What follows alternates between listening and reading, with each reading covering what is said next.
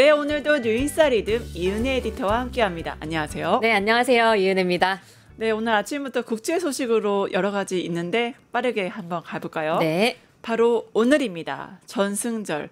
어떻게 돼가는 겁니까? 네, 북한 김정은 국무위원장 6년 8개월 만에 중국 방문했습니다. 네. 먼저 보도부터 보고 이어가겠습니다. 네.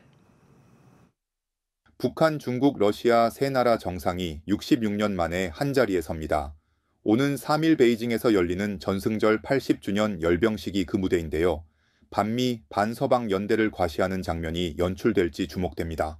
시진핑 주석은 2일 러시아, 몽골과 3자 회담을 열었고 각국 정상과 별도 회담을 이어가고 있습니다. 결국 김정은, 푸틴까지 합류하는 3자 정상회담이 주목될 수밖에 없는 상황입니다. 국정원은 이날 3자 회담과 이들의 실질적 협력 가능성이 낮다고 진단했습니다. 그럼에도 열병식 이후 회담 가능성은 여전히 남아 있습니다. 만약 3국 정상이 머리를 맞댄다면 반서방 신냉전 전략이 의제로 오를 전망입니다. 시진핑 주석과 푸틴 대통령은 다자주의를 강조하며 반서방 체제를 강조하고 있습니다. 북한과 러시아의 결속 계기가 된 우크라이나 전쟁 문제도 논의될 것으로 보입니다. 특히 북한은 이 과정에서 중국과의 외교 경제 관계 회복을 노리고 있다는 분석입니다. 이번 베이징 열병식은 단순한 기념 행사를 넘어 신냉전 구도의 상징적 출발점이 될 수 있다는 전망이 나옵니다. 뉴스토마토 한동인입니다. 네, 2년 만에 평양을 비우는 김정은입니다. 어제 도착을 했잖아요. 네. 지금 어떻게 돼가고 있어요? 네, 현지 분위기부터 전해드리겠습니다. 네. 베이징 시내는 굉장히 긴장된 분위기라고 하는데요. 네. 베이징역 주변으로 경찰 병력이 대거 투입이 됐습니다. 네. 그리고 전용 열차가 도착한 이후에는 여기에 귀빈 출입구 앞쪽으로는 아예 접근조차 불가능하게 되어 있습니다. 네. 그리고 베이징역 광장 도로변에는 2m 높이의 이 가림막 이 벽이 설치가 돼서요. 지나가는 차량들이 역 쪽으로는 아예 볼 수 없게 만든 데다가 네. 베이징역에서 북한 대사관까지 도로까지 통제되었다고 합니다. 네. 김 위원장의 숙소는 중국 귀빈 전용인 갸오위타이로 추측되는데요. 네. 여기는 김일성 주석 그리고 김정일 전 국방위원장 모두 묵었던 적이 있는 곳입니다. 마찬가지로 여기에도 경비가 굉장히 삼엄했다고 합니다. 네, 숙소까지도 굉장히 신경 쓴 모습을 보이는데 또 하나 신경 쓴 게 있는 것 같습니다. 바로 딸 주애. 같이 동행했다는데 이게 뭡니까? 네, 우리 언론에서도 계속 동행 여부가 궁금한 것처럼 많이 네. 보도가 됐었는데요. 어제 조선중앙통신이 김 위원장 도착 4시간 만에 현지 사진을 공개를 했습니다. 네. 그런데 중국 간부들의 영접을 받는 김 위원장의 뒤편으로 딸 주애의 모습이 포착이 되었습니다. 네. 김 위원장이 해외 일정에 이렇게 딸을 대동한 거는 처음 있는 일입니다. 반면에 과거 김 위원장이 중국 방문 때마다 함께 동행했던 부인 리설주의 모습은 사진에 담기지는 않았습니다. 네, 네. 우리 국가정보원은 리 여사 그리고 동생인 김여정 노동당 부부장 역시 같이 동행한 것으로 보고는 있는데요. 네. 김 위원장을 밀착 수행하는 소위 퍼스트 레이디의 역할을 하는 것은 이번에 김주애 양이다 이렇게 보여집니다. 김주애가 다자외교 무대에 아버지와 함께 등장을 하면서 얼굴을 알림으로써 이 김주애가 차기 북한 지도자가 아니냐라는 주장에 힘이 실릴 것으로 보입니다. 네. 실제 여러 언론에서 이번 동행이 후계자 신고식이다.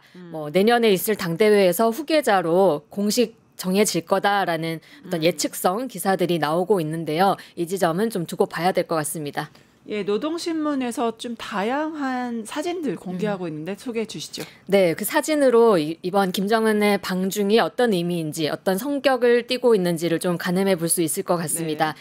먼저 김정은 위원장이 최선희 외무상과 그렇죠. 김성남 조선노동당 국제부장과 웃으면서 대화 나누는 사진 공개됐습니다. 네. 최 외무상은 러시아 방문할 때마다 그리고 김 부장은 방중할 때마다 함께 동행했던 인물입니다. 그런 만큼 북중 그리고 북러 정상회담에 대비한 인선이 아닌가라고 보여집니다.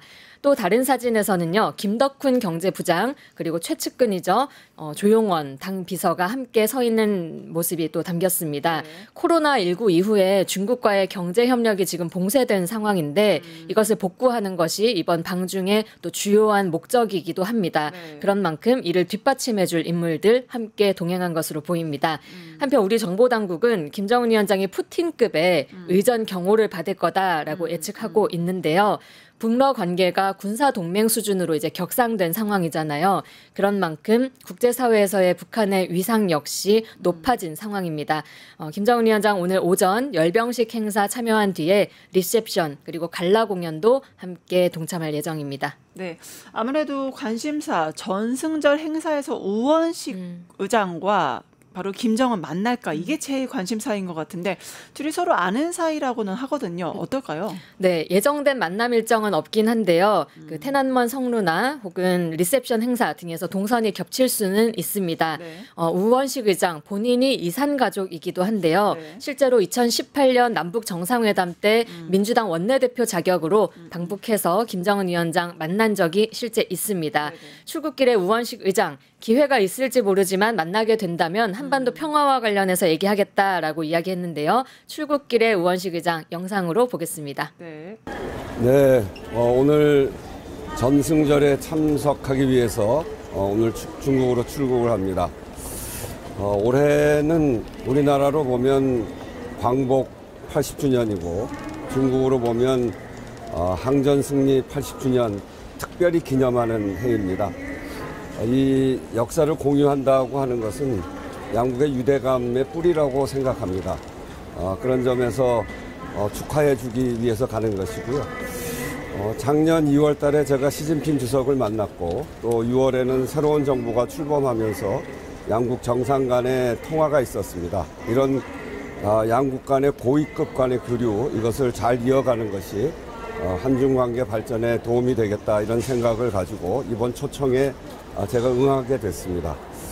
뭐 여러 가지 계기가 있는데 지금은 이 에이펙 정상회담을 비롯해서 한중 간의 올해 매우 중요한 교류가 시작되고 또 이 여러 가지 발전하는 해이기 때문에 이런 계기들을 잘 활용해서 한중 간의 교류를 잘 키워나가는, 잘 발전시켜 나가는 것이 국익에 도움이 된다고 생각합니다.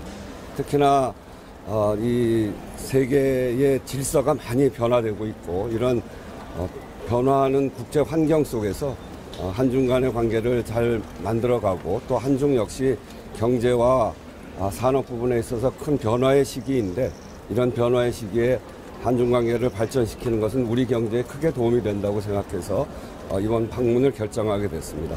중국에서 활동하고 있는 우리 기업들이 여러 가지 관심 사항도 중국에 전해서 우리 기업들이 중국에서 활동하는 그런 환경, 기반을 더 확장시켜 나가는 그런 계기로 삼고자 합니다.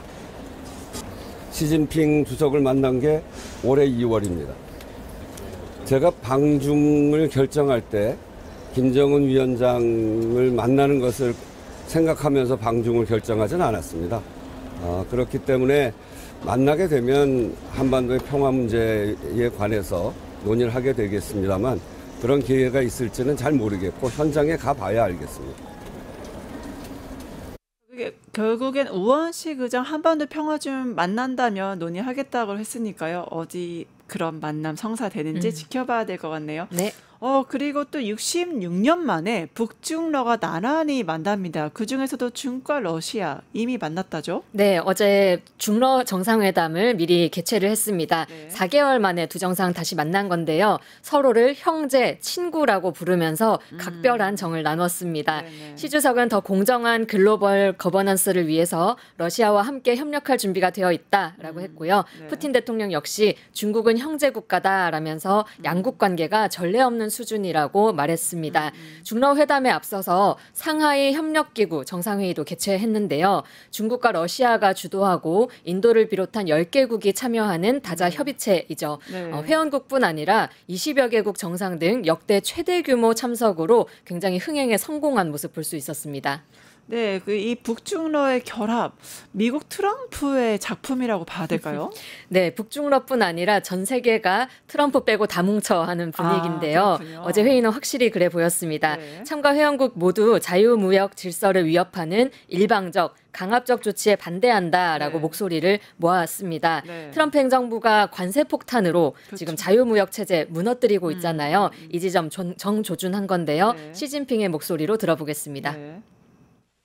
反对冷战思维、阵营对抗和霸凌行径，支持以世界贸易组织为核心的多边贸易体制，有序的世界多极化，普惠包容的经济全球化，推动构建更加公正合理的全球治理体系。 바로 신냉전 구도의 부활, 이 푸틴과 모디의 만남, 이 모든 것들이 지금 반 트럼프 연대, 반 서방 연대로 좀 봐야 될까요? 맞습니다. 트럼프가 전 세계에서 가장 높은 관세를 부과한 나라, 무려 네. 50% 관세 매겨진 네. 인도가 지금 이 흐름에 동참을 하게 되었습니다. 인도는 미국이 중국을 견제하기 위해서 만든 쿼드죠. 일본, 호주 등과 결성한 이 쿼드에도 함께 하는 나라이고 중국과 국지전을 벌일 만큼 또 앙숙인 관계입니다. 하지만 어제 나란히 저 자리에 서서 목소리를 함께 냈습니다. 트럼프 앞에서는 우리는 하나다라는 모습 보여준 거죠. 즉 지금 베이징에서는 한미일에 맞선 북중러 수준이 아니라 미국의 일방주의에 맞서서 글로벌 사우스까지 폭넓게 연대체를 좀 구축해 나가고 있는 모습 볼 수 있겠습니다. 결국엔 전승절 외교를 통해서 반서방 국가들의 결집이 되고 있다. 이렇게 좀 해석을 해야 될 것 같습니다. 네, 국제 이슈는 여기까지 하고요. 또 김정은 위원장의 행보까지 우리 가족 fellow 하면서 보도록 할게요. 그거 말고 국내 문제 좀 보도록 할게요. 충격적인 소식이 있었습니다. 바로 작년에 있었던 이재명 대통령, 지금 대통령이니까 피습 사건, 이건 또 뭔가요? 네, 이재명 대통령 당시 민주당 당대표 시절이죠. 네. 괴한의 흉기에 목이 찔렸던 사건 다들 기억하실 겁니다. 네, 너무 생생히 기억합니다. 네, 그 자체로도 너무 끔찍한 일이었는데 당시 경찰의 어떤 태도는 더 경악스럽게 만들었습니다. 그렇죠. 뭐 갑자기 물 청소를 바로 하질 않나, 이재명 대표가 입었던 피 묻은 셔츠를 내다 버리질 않나, 절대 이해할 수 없는 그런 조치를 했었습니다. 그렇죠. 게다가 범행을 저지른 김진성의 어떤 이동을 돈 조력자가 있다는 게 확인이 됐음에도 공범 문제 의혹 제기됐지만 사건 발생 8일 만에 단독 범행으로 결론을 지었습니다. 그렇죠. 그리고 테러가 아닌 살인 미수로 서둘러 사건을 그렇죠. 종결했습니다. 그런데 이와 관련해서 어제 국정원이 새로운 사실을 밝혔습니다. 당시에 국정원이 테러 지정을 이 여부를 검토하기 위해서 경찰에 공조를 요청했는데 네. 철저히 거부당했다고 합니다. 그리고 국정원 내부에서는 테러로 지정하지 말자라는 내부 보고서도 작성됐다는 겁니다. 그런데 이 보고서를 작성한 인물이 또 기가 차는데요. 네. 김건희가 창원 의창에 출마시키려고 했던 그 김상민 검사였습니다. 당시 공천에서 탈락한 뒤에 국정원 특보로 채용된 상황이었는데요. 그렇죠. 관련 내용 박선원 의원의 설명 같이 들어보겠습니다. 그래서 부산의 대테러 합동조사팀이 부산 강서경찰서 측에 습격범에 대한 조사 내용 공유를 지속 요청했으나 부산 강서경찰서 측에서는 수사 중이라는 이유로 접근 자체를 거부했던 사실이 확인되었습니다. 따라서 국가정보원 대테러 합동조사팀은 테러 혐의점을 제대로 규명하지 못하고 현장에서 철수했습니다. 한편 경찰이 긴급하게 피습 현장을 물청소 한 건, 그리고 대통령 피습 사건 시 헬기 이송을 중심으로 해서 피해는 별로 없는데 마치 이재명 당시 대표가 오버하고 있다는 프레임 전환과 관련해서 적어도 국가정보는 무관하다라고 하는 것이었고, 그 다음에 최근에 1심, 2심 대법 판결에서 테러 여부가 불분명한 바 지난 3월에 총리실에서 국가정보원에 이것이 테러인지 아닌지 문의를 하였고, 당시 오호룡 차장이 1차적으로 국정원 기조실 법률팀에 테러 여부를 검토하라고 하는 지시를 하고 바로 당시 김상민 법률특보, 법률보좌관이 아닙니다. 법률보좌관 따로 있어요. 법률특보에게 이에 대한 평가를 하라고 요청을 한 바, 기조실 법률처에서는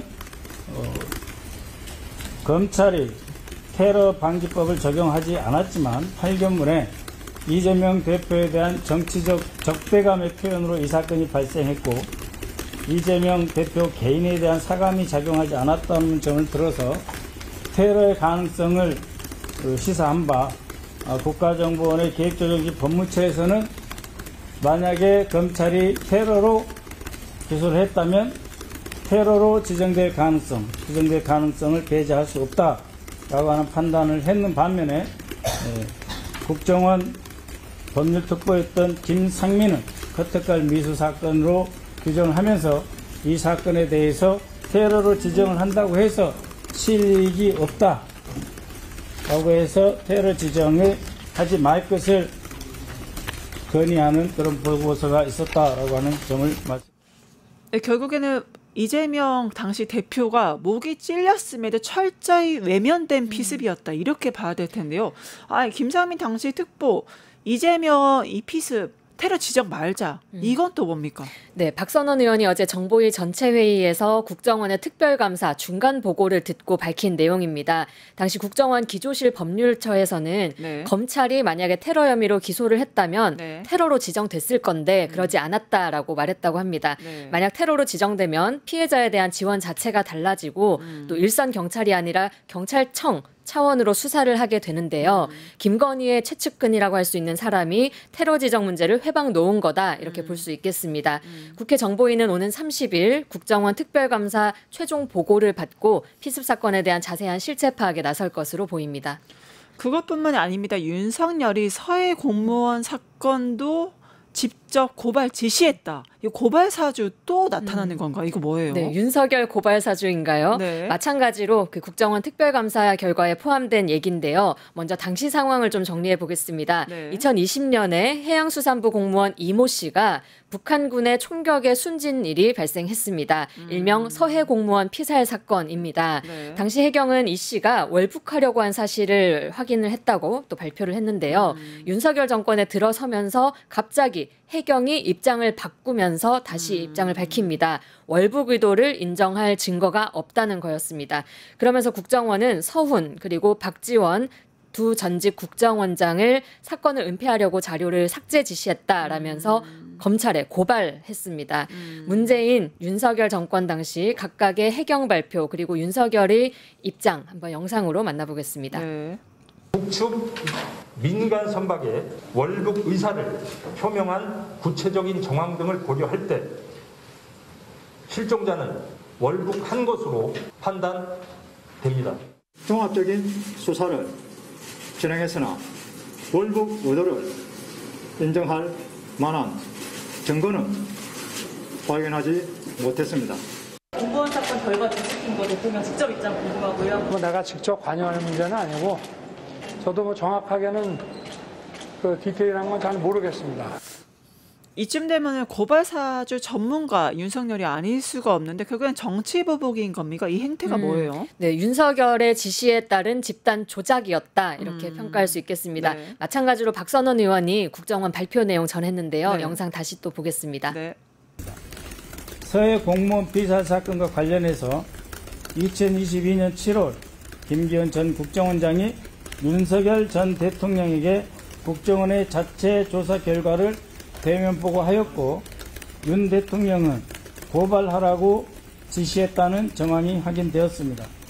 원래 국정원은 수사 의뢰하겠다 하고 윤석열에게 보고를 했으나 김기현 원장은 윤 전 대통령의 보고 직후 고발을 지시받아서 국정원이 직접 고발토록 하였습니다.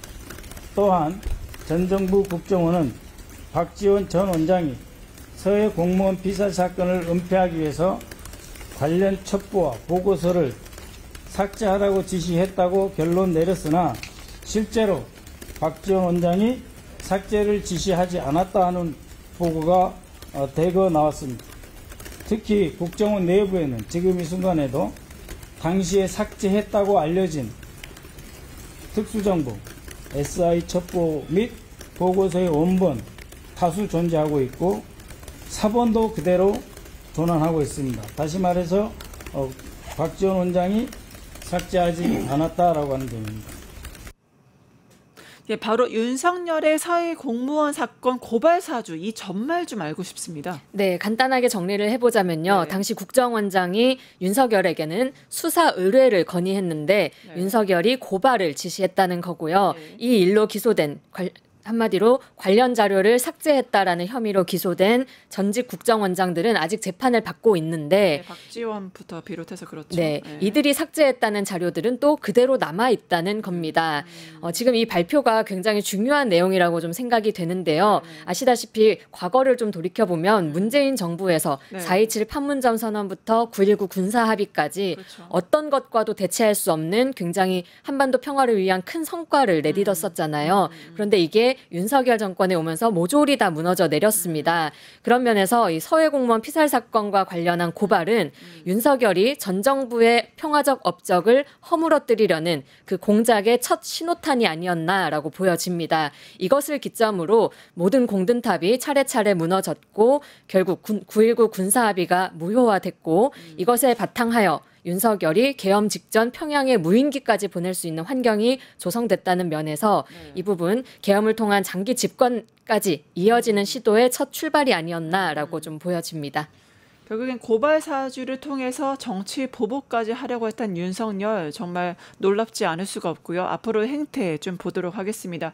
그뿐만이 아닙니다. 특검 상황, 추경호에 대해서 지금 이 내란 종사자인지 아닌지 압수수색이 들어갔다고 하네요. 네, 추의원의 계엄 해제 요구안 표결 방해 의혹 받고 있죠. 네. 특검이 이와 관련해서 처음으로 추 전 원내대표에 대한 압수수색 착수했습니다. 네. 압수수색은 전 원내대표의 의원실 그리고 서울과 대구의 자택 또 국민의힘 원내대표실 등 전방위적으로 이루어졌습니다. 네. 압수수색 영장에는 내란 중요 임무 종사 직권남용 혐의가 적시됐는데요. 네. 윤석열 내란 범죄의 공범으로서 표결 방해의 어떤 역할을 수행했다라고 의심을 하는 겁니다.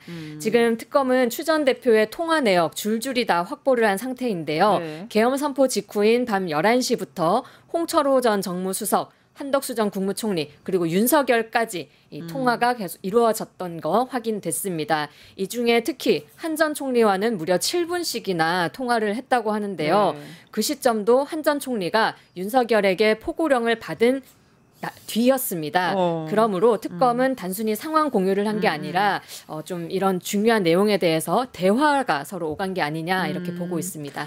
결국에 중요한 내용의 해제 표결을 방해했다. 그 혐의인 것 같은데 압수수색 대상에 그래서인지 국민의힘 원내대표실도 포함이 됐습니다. 네. 추 전 원내대표의 당일 행적을 재구성하고 의원총회 장소를 변경하게 된 이런 의사결정 과정을 확인하기 위해서 원내대표실도 압수수색했습니다. 네. 이제 내란 수사가 국민의힘을 향해서 정조준하고 나섰다 이렇게 볼 수 있겠는데요.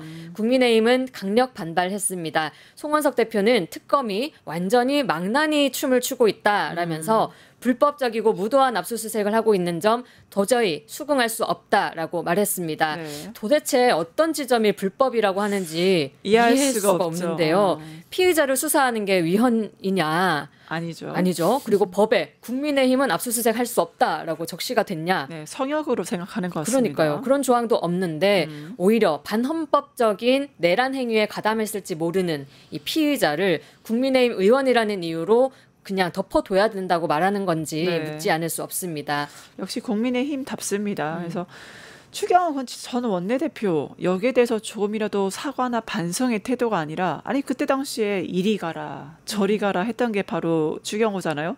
여기에 대해서 오히려 당당한 어떤 입장을 밝혔다고 하죠. 네, 정말 국민의힘 의원들의 종특인 것 같습니다. 네. 또 페이스북에 입장글 밝혔는데요. 네. 거짓 선동으로 국민의힘을 내란 정당으로 몰아가려는 더불어민주당의 정치 공작에 결코 굴복하지 않겠다. 네. 국민 앞에 떳떳하기에 법과 원칙 앞에 숨길 것도 피할 것도 없다라고 적었습니다. 네. 그리고 핵심 의혹이죠. 표결 해제 방해에 대해서도 국민의힘을 겨냥한 근거 없는 정치 공세에 불과하다라고 선을 그었습니다.